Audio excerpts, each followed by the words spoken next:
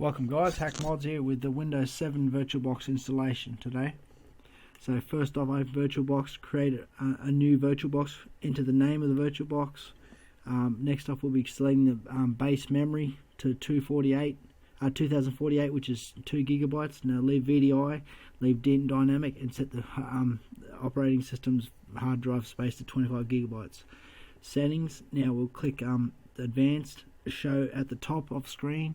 To say, we'll leave that as bidirectional, and that's unchecked. Okay, bidirectional on both of them, so we can share the clipboards between host and guest. Okay, next click the UTC upon the system tab, move floppy down to the bottom and uncheck it, move hard drive to the top, and go to processors and make sure PAENX is ticked. You can set processors to whatever you like. Make sure 3D acceleration is checked on the display tab and set the base memory to 128 or 256 megabyte memory. Okay, next off, leave remote and video capture alone. They're fine, don't require them unless you're doing other specific tasks. Okay, next go to storage, go to the empty IDE controller, select the CD on the right, and then we'll be selecting the ISO for the Windows 7 virtual disk image that you downloaded. The download will be in the description. Okay, so go to that. Okay, next we'll be using the live CD, DVD will be checked. Okay, click OK. Next off we'll click the start settings, so actually we'll go through and I'll just show you other options. Intel, this one here needs to be live CD, and then the controller needs to use live host, IO input output caching.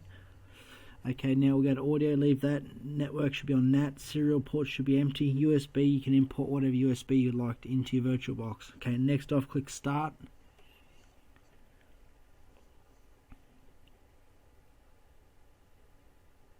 If you missed any of that, just go back. Trying to keep this video to a minimum.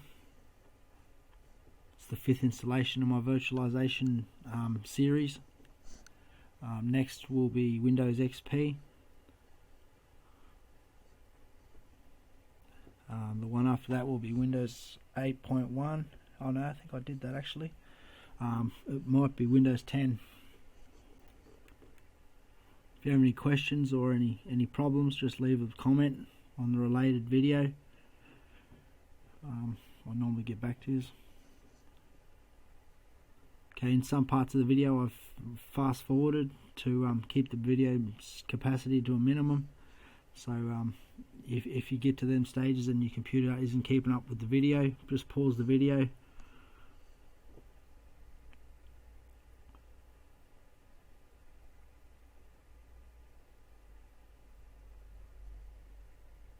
Okay, first off Windows 7 pops up.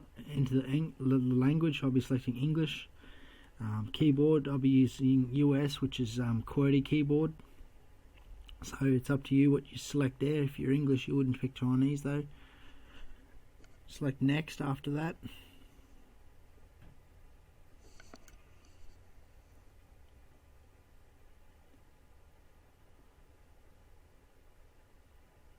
English Australia is the currency time, UTC time for my country. After that, select the Windows 7 Service Pack 3, select next, let it copy its files. This will take about 15 to 20 minutes, so go and get a coffee. I've fast forwarded it, so just pause the video when it gets to 100% so your computer can catch up.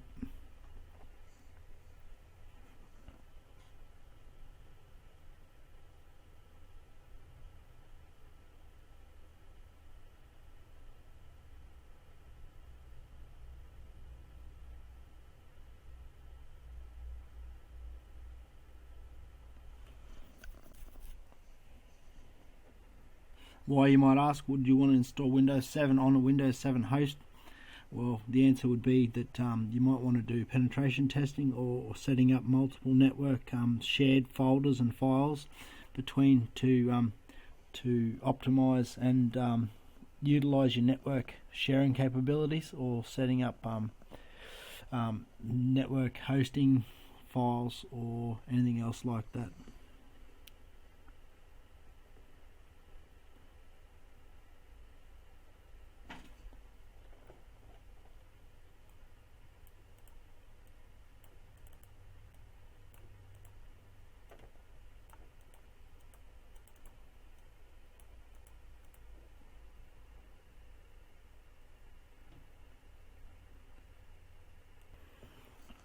Okay, so that's nearly done.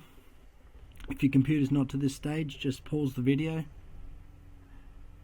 Okay, next installs updates. I don't think that takes real long, depending on whether you just downloaded the ISO. I've created an image from my computer with the Service Pack 3 files, or whether you've used another ISO. But Service Pack 3 has all the latest updates and whatnot, so it shouldn't take too long to install. Okay, it's about to start up Windows, where we'll have the options to select our username and password and whatnot.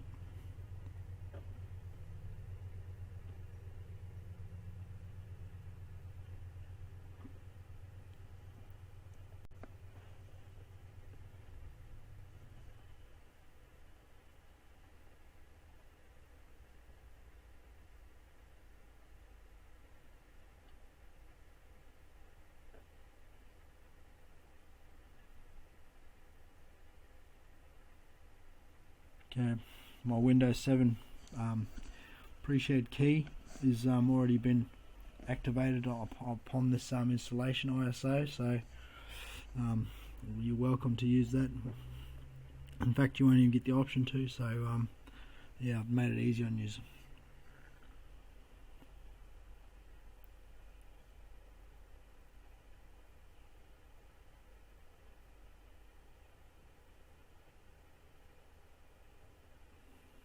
Okay, let it complete the installation.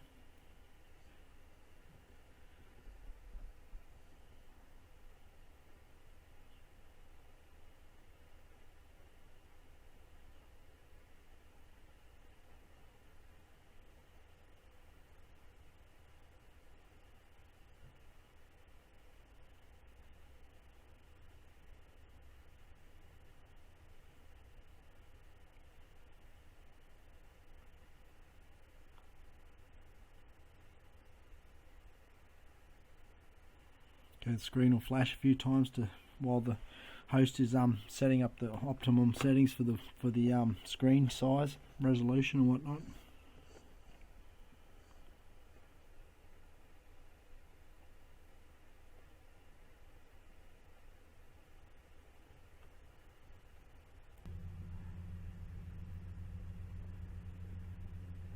Okay, so it's just configuring and completing the installation.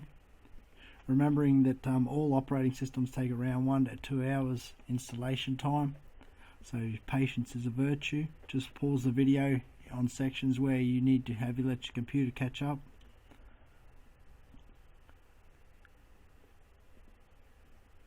Okay, the system will restart and do a few resize constraint tests. It's just optimizing your resolution and whatnot.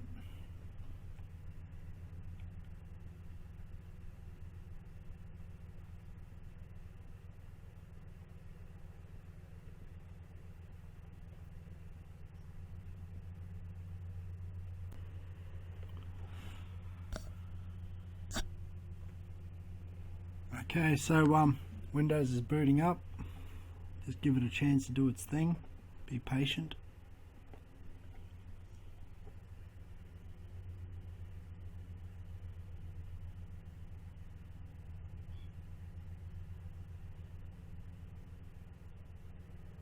Okay, setup is preparing your computer for first use and checking your video settings.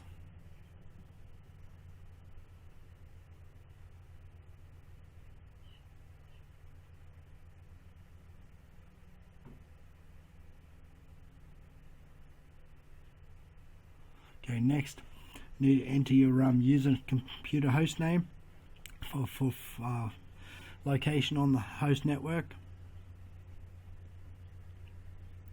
I'll name mine as usual.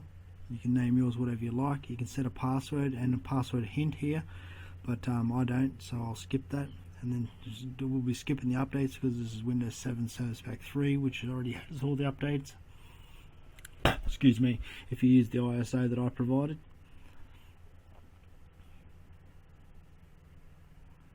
Okay, next off, let the Windows 7 Ultimate do its finishing up of the settings.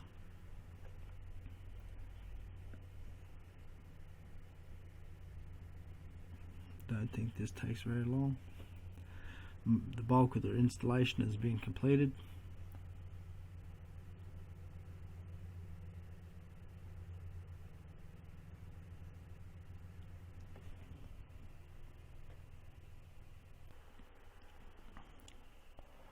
Okay, so don't worry about the Windows non-authentication window there in the black. It's because it's OEM version. It is legit though. Okay, so now log on to your desired username that you've created upon the setup. Okay, that's going to prepare your desktop for first time use.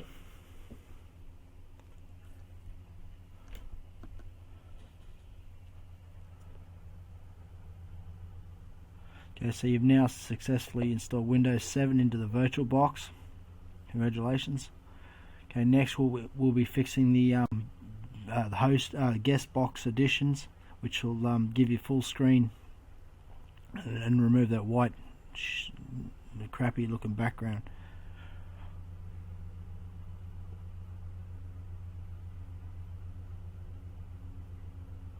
Okay, so first off, go up to devices and click host D. That'll mount the DVD, the guest box edition CD. Now then go down to the bottom and go install guest box editions. Wait a few seconds. The guest box editions auto run will pop up. So to recap, go up to machine devices, hit host D to mount the drive, and then go down to up to devices again and go down to the bottom and go install guest editions. So now we click now it's auto runs popped up. We click the run dialog box, click the yes, click the next, just leave it all default. Don't worry about clicking 3D, you'll only get an error if you run that. So leave that be. Click install, you can click that to always and then click install.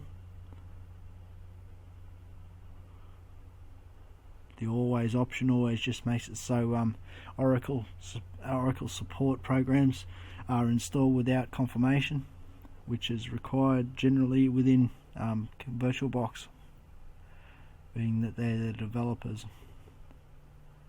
Okay, so let it do its thing. It's installing full screen and mouse integration along with other customized options.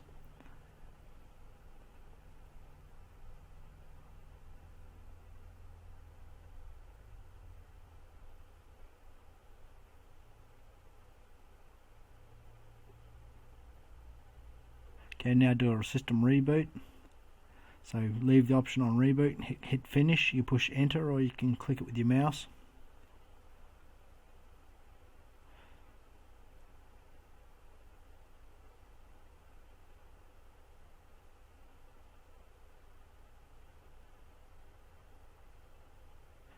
Okay, while the system's rebooting, go down to the bottom, hit subscribe on this web page.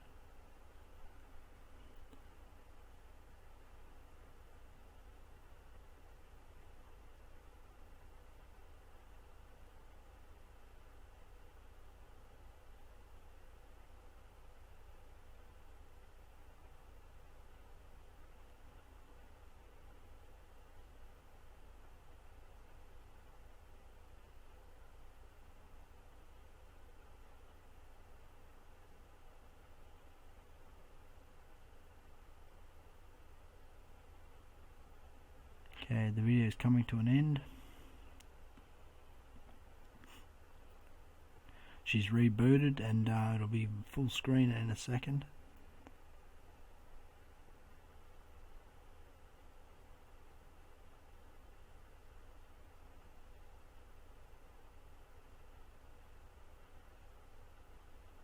There we go. Guest box has done its thing. You got mouse integration. You've got full screen without the scroll bars. That's pretty much it. So you've successfully installed Windows 7 into VirtualBox. So now all we got left to do is customize the icon for the VirtualBox disk manager and set a snapshot. So first off, go to your VirtualBox manager, right click the Windows 7 we just installed, go down to create custom icon, which is the second from the bottom. Put it where you like on the desktop. Okay, I'll hide my icons. Okay, now go to right click on it, click properties, click change icon, go to browse, go to the download location of the icon file that I put into the description. or use an icon you like. Just as easy to use the one I supplied. So right click that, the ICO file, which is icon, click OK, click apply, click OK, and done. There we go, we got Windows 7 icon with a shortcut to the Windows 7 operating system on your desktop. Okay, now to create a snapshot, I'll just minimize these other groupings within my VirtualBox manager. Okay, so now right click on now go to click on the operating system that we just installed, click snapshot on the right hand top corner, click take snapshot, give it a name and set a description. I normally put the date of the inscription or what you've just recently installed. This is a snapshot restore point for rollback procedures in case of corruption or whatnot. Okay, I'm HaKDMoDz. Hope this has helped. Now you've got a Windows installation and Windows 7 installation, so please like, rate and subscribe as usual, but please definitely subscribe.